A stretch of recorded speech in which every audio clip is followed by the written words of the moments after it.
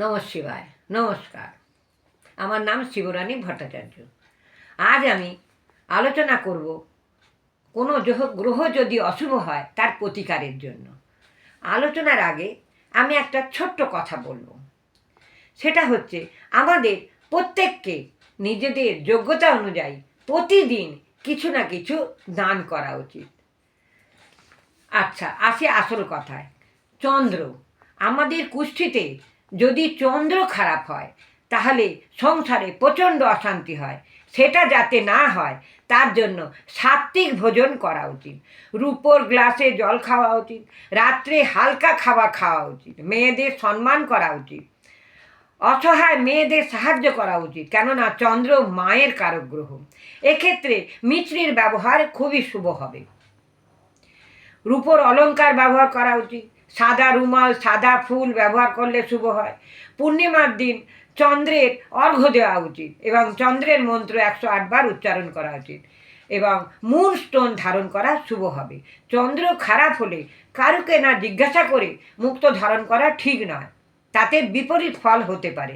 শিবের উপাসনা এক্ষেত্রে সব থেকে শুভ হবে। এরপরে আসছি মঙ্গলের।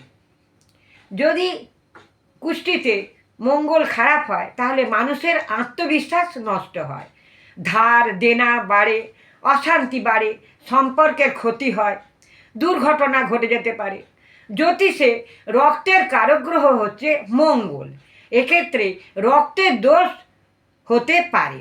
এই সব সমস্যা থেকে মুক্তি পাওয়ার জন্য আমাদের মঙ্গলবার নিরামিষ খাদ্য গ্রহণ করা উচিত এবং মিষ্টি দান করা উচিত। হনুমানজির পুজো করা উচিত। হনুমান চালিসা পাঠ করা উচিত। লাল চন্দন হনুমানজির মাথায় ঠেকিয়ে নিজের মাথায় লাগানো উচিত গোল করে। মঙ্গলবারে সুন্দরকাণ্ড পাঠ করলে শুভ হবে।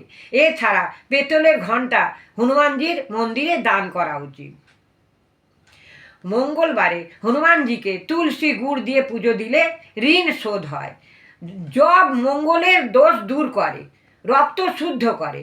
এর ব্যবহার করা শুভ হবে। প্রতিদিন সকালে কার্তিক পুজো করলে বা তার সেবা করলে মঙ্গলের দোষ দূর হয়ে যায়। মঙ্গলের শুভত্বের জন্য নিজের স্বভাব এবং পরিবারের সঙ্গে সম্বন্ধ ঠিক রাখা উচিত। ভাই বোনকে অপমান করা উচিত নয়, তাদের ভালোবাসা দান করা উচিত। অশুভ চিন্তা করা উচিত নয়। মঙ্গলের শুভত্ব নির্ণয় করে বিবাহ ঠিক করা উচিত। যদি রত্নের প্রয়োজন হয় তাহলে গৈরিক প্রবাল ধারণ করা উচিত।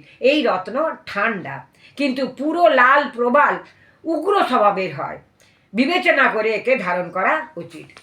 নমস্কার।